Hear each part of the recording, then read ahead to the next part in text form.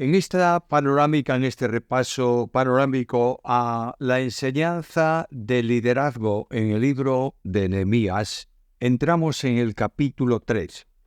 En ese capítulo se va a poner en marcha el verdadero trabajo de reconstrucción de la ciudad y del muro. No podemos olvidar que anteriormente al decreto de Artajerjes había un decreto para reconstruir el templo, pero no la ciudad y el muro. En este momento que comienza la reconstrucción de la ciudad y del muro, Dios pone en marcha el reloj de las 70 semanas de Daniel. Es precisamente con el decreto de Artajerjes donde comienza la semana primera de las 70 semanas de Daniel. No interesa ahora mismo ese tema porque no es el del libro, pero iré tocando algunos textos del capítulo 3 mientras voy considerándolas. Comienzo por el versículo 1. Entonces se levantó el sumo sacerdote Eliasib con sus hermanos los sacerdotes y edificaron la puerta de las ovejas. Ellos arreglaron y levantaron sus puertas hasta la torre de Amea y edificaron hasta la torre de Ananer. Notad el versículo anterior. Todos se sienten impactados por el desafío, no por la reprensión de Nehemías, y todos se dedican, se levantan para construir, empezar las obras de reconstrucción. Mientras que Nehemías dice a los enemigos que querían oponerse: vosotros no tenéis aquí parte ni suerte en esta obra, vamos a trabajar, porque Dios va a ayudarnos, la obra no es nuestra, la obra es suya. Ahora, un líder que tiene un corazón de pasión por la obra de Dios, y ora y llora y ayuna y levanta su corazón al Señor para que Él le ayude y le conduzca en lo que tiene que hacer, es también el hombre que entra en el problema y lo examina personalmente. No actúa por referencias, como vimos en el capítulo anterior, y ahora ya está repartiendo el trabajo a todos. Una de las características más interesantes del capítulo es que no hay nadie excluido del trabajo. Todos están trabajando. Y el primer detalle que encuentro es la enorme vinculación, comunión de todos los grupos que están trabajando en la ciudad. Notad algunas frases interesantes en este capítulo. Versículo 2, junto a ella. Versículo 4, a su lado. Versículo 8, junto a ellos. Versículo 9, junto a ellos. Versículo 12, junto a ellos. Quiere decir que cada uno trabajaba al lado de donde terminaba el trabajo del otro. Y era toda una extensión de trabajo que se hacía conjuntamente, cada uno de ellos trabajando en su parte, en su porción. Un líder es aquella persona que conoce profundamente a aquellos que va a conducir. No es que tenga una referencia y me parece que este es bueno para esto o aquello para el otro. El líder conoce todas las capacidades, o por lo menos la capacidad principal de cada uno de aquellos que está dirigiendo en la obra. Y no hay nadie que quede excluido. Algunos tendrán más capacidad, sin duda ninguna, pero todos están trabajando en la reconstrucción. Ahora, notad alguna cosa interesante. Mirad cómo trabajaba. Versículo 20. Después de él, Baruch, hijo de Zabai, con todo fervor, restauró otro tramo desde la esquina hasta la puerta de la casa de Eliasib, sumo sacerdote. ¿Cómo trabajaba este hombre? Con todo denuedo, con todo esfuerzo. No, con todo fervor. Notad que esta palabra tiene que ver siempre con la obra de Dios. El apóstol Pablo nos dice cómo tenemos que servir, fervientes en espíritu, sirviendo o para servir al Señor. La obra que están haciendo no es una obra personal para hacer una ciudad grande para ellos. Es la obra de Dios. Esto es lo que tenemos desde el liderazgo que impulsar al resto de las congregaciones, de los equipos de trabajo, no importa cuál sea la actividad. Tenemos que hacer entender a aquellos que el Señor nos permite que dirijamos. Tenemos que hacerle entender que la obra del Señor se hace con fervor. ¿Por qué? Porque es para la gloria de Dios. Trabajaban con fervor. Unidos unos con otros, trabajaban con fervor. Ahora, ¿quiénes son los que trabajan? Los que se sienten siervos. Pero mira lo que ocurre con los grandes. Versículo 5. Inmediato a ellos restauraron los tecoitas. Nota, pero sus grandes no se prestaron a doblar el cuello al servicio de su Señor. Es decir, estos no querían ser dirigidos porque eran grandes. La traducción, algunas traducciones dicen que al servicio de la obra de su Señor y otra de la obra de sus señores, no importa. Lo que está diciendo es que había algunos que dirigían y esto decía, a mí no me manda nadie. Había algunos que hacían con fervor, pero ellos decían, esta obra no tiene mucha importancia para mí. Siempre los grandes son problema en la obra de Dios. Ahora estos no quieren trabajar, dicen, no me interesa. O lo hago yo como quiero o no me interesa. ¿Sabes qué? ¿Crees que quedó sin cubrir lo que ellos debieran haber trabajado o hecho? No. Lo harían otros, pero la obra de Dios se hace porque el pueblo de Dios está involucrado al servicio de su Señor. La comunión que hay aquí es una comunión en santidad. Y notad que no hay nadie tampoco que sea excluido de la obra. Quiero llamar vuestra atención al versículo 8. Junto a ellos, en medio de todos estos, restauró Uziel, hijo de Arjaya, de los plateros, junto al cual restauró también Ananías, hijo de un perfumero. Y así dejaron reparada a Jerusalén hasta el muro ancho. ¿Quiénes están trabajando poniendo piedras en el muro? Un platero. Una persona que por su oficio tiene que tener las manos finas. Yo tengo una miembro de la familia, un yerno mío, que es de tradición de joyeros. Sus antepasados tenían joyería, él la tiene también. Tiene un hermano que es un especialista en relojes, en reparar maquinaria. No solo de aquellos antiguos relojes, que en eso es muy especialista, de maquinaria, sino de los modernos relojes de cuarzo, de maquinaria electrónica, que hay que tocarla con una precisión tremenda. Yo he visto a este hombre, un verano, que tuve la ocasión de salir con ellos un día al campo, que se puso a jugar con sus hijos y ¿sabéis lo que puso en las manos? Guantes. Y yo lo vi y dije, pero ¿por qué pone guantes ¿Va a jugar fútbol o qué es lo que hace?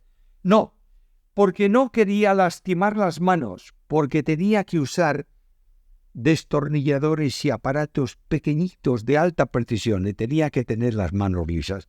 ¿Qué hace este platero? Dice, lo importante no es mi joyería. Lo importante es la pared que tengo que levantar. Y a continuación dice que también restauró un perfumero, una persona que por su oficio tiene unas manos delicadas también. De otra manera, lo importante para ellos no eran unas manos útiles o limpias o sanas, eran unas manos que ponen piedras en el muro. Aquí tenemos que llegar a una conclusión interesante. No es lo que tú quieras, sino lo que debes hacer. La libertad en el servicio está precisamente en esto, en dedicar todo lo que tú eres a la obra y al compromiso de obra del Señor. No te olvides que el apóstol Pablo, escribiendo la carta a los Romanos en el capítulo 12, dice de esta manera, os ruego por las misericordias de Dios que presentéis vuestros cuerpos en sacrificio vivo, santo, agradable a Dios, que es vuestro culto racional. Por las misericordias.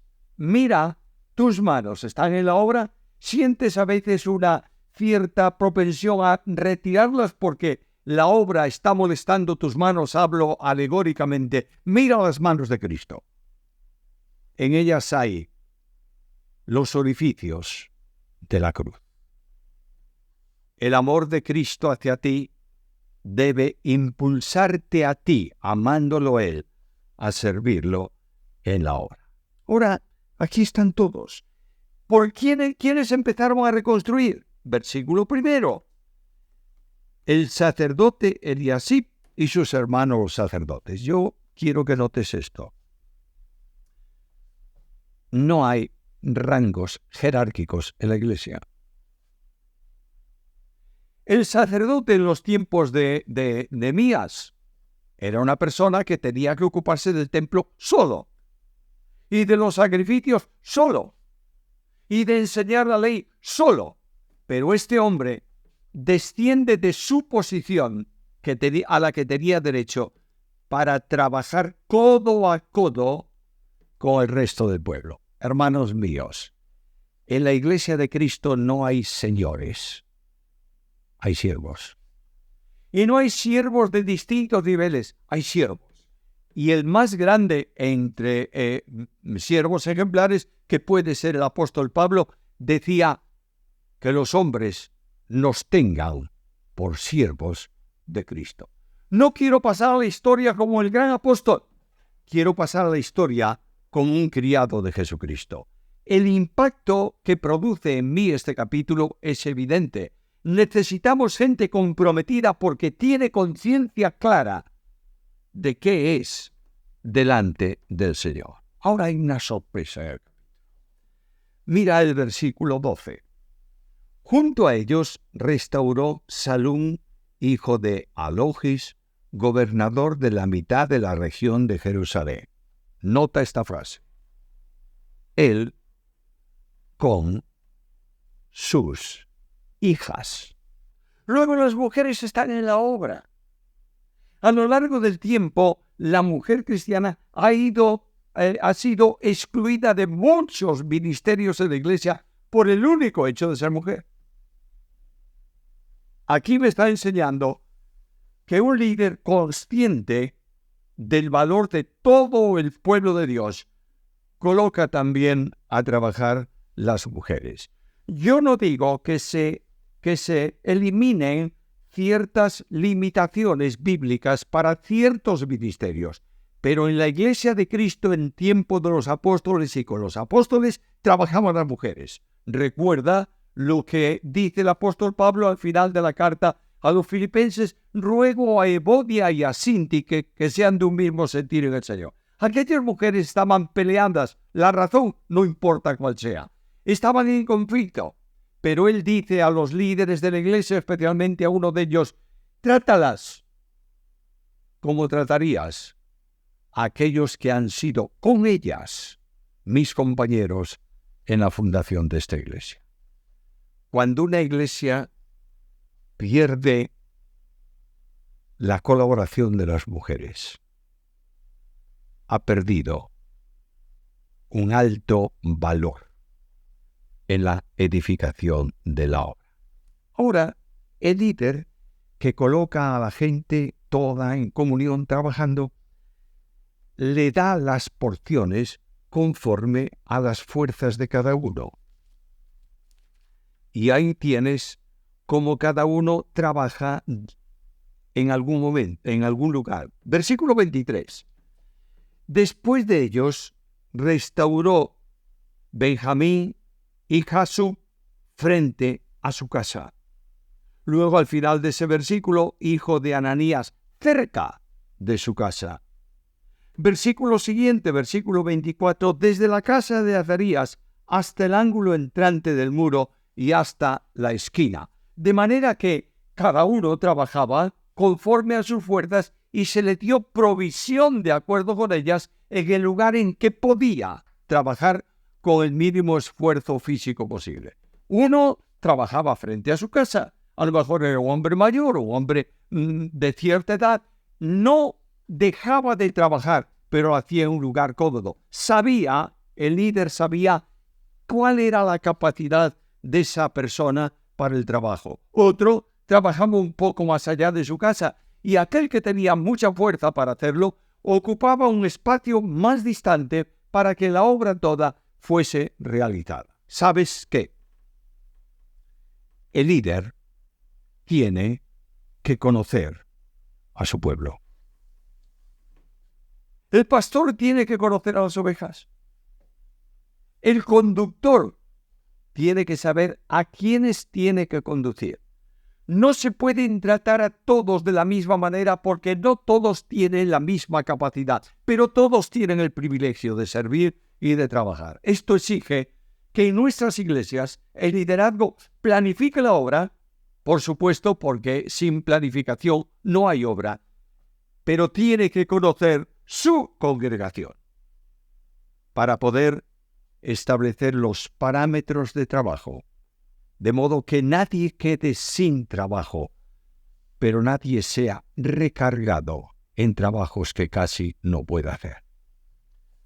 Uno de los problemas más serios que tiene la Iglesia hoy es el desconocimiento que los líderes tienen de los miembros de la congregación. Algunas veces alguien te dirá, ¿y quién es este? ¿Qué hace este? Tienes que conocer a aquellos que el Señor ha puesto a tu lado para guiarlos conforme a lo que pueden hacer para que el trabajo sea eficaz y sea efectivo. Cuando tienes algún contacto con pastores de ovejas, hoy en día ya casi no existen, pero yo conocí a alguno hace muchos años, ¿sabes que conocía a todas ellas? Era tremenda. Voy a contaros una ilustración.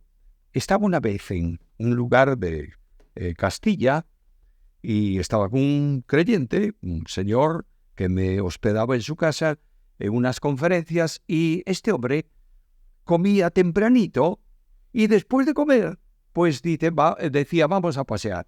Y tomábamos su coche y nos salíamos de la ciudad a la orilla del río y ahí caminábamos por la pradera. Había un puente y una vez yo vi venir un rebaño y un pastor. Y el pastor silbó a su perro y el perro vino cuando estaban las ovejas cerca del puente y se puso alrededor del rebaño, las puso todas como una bola ahí juntas, y de pronto vi lo que me asombró. El pastor entró por en medio de las ovejas y agarró a una, así por los pelos del cuello, le ató el cinturón de su pantalón, sacó el cinturón, le ató la pata delantera y con la otra parte del cinturón la trasera, de modo que la oveja quedó con las patitas así y dio la voz al perro, el perro ladró detrás del rebaño, las ovejas cruzaron el puente al otro lado. Llegó al otro lado, agarró a la oveja y la operación inversa, le soltó las patas y puso el cinturón en su pantalón. Yo dije, qué rarísima cosa. Al día siguiente, a la misma hora, el mismo pastor, el mismo rebaño, la misma operación. Y yo dije, para mí no me quedo sin saber por qué lo hace. Y me acerqué a él y le saludé y le dije, perdóneme, me llama la atención lo que hizo. Y este hombre se consideró catedrático de ovejas y yo un estudiante. Y me dijo, usted no conoce el rebaño de ovejas, ¿verdad? El trabajo con ovejas. Yo le iba a decir, con las de 2 patas un poco, pero con las de 4 no, la verdad. Me dijo, pues mire usted, esta oveja, cuando llega al puente, no cruza. Y se me pone a correr por la orilla del río. ¿Y sabe lo que pasa? Las otras todas detrás. Y tengo que juntarlas de nuevo. De modo que ato la oveja, la coloco en medio de las ovejas y las ovejas la empujan y cruza al otro lado. Yo dije para mí, si yo fuese el pastor, arreglaba el problema. Me comía la oveja y se acababa el problema. Pero era una oveja del rebaño que él conocía y ayudaba como las otras. ¿Conoce el liderazgo de nuestras iglesias todo el rebaño? ¿Sabe cuáles son las características y condiciones? ¿Conoce sus problemas? es capaz de detectar sus necesidades anímicas y espirituales, no hay líder que cuando organiza el trabajo del ministerio que sea, no coloque a todos en su lugar, cada uno con sus posibilidades, les aliente para que lo hagan con fervor y tenga a todos ocupados en la obra. Termino con el último versículo de ese capítulo 3. Entre la sala de la esquina y la puerta de las ovejas, restauraron sin nombres plateros y comerciantes. Es decir, todos los que tenían una actividad totalmente distinta a la construcción o a la elaboración de un trabajo manual, plateros y comerciantes, ellos estaban trabajando también en la obra. No hay nadie excluido. No hay nadie indispensable. Pero todos son necesarios en la obra de Dios. Dios dé a la Iglesia líderes en esta dimensión, para bendición del pueblo de Dios y para gloria del nombre del Señor.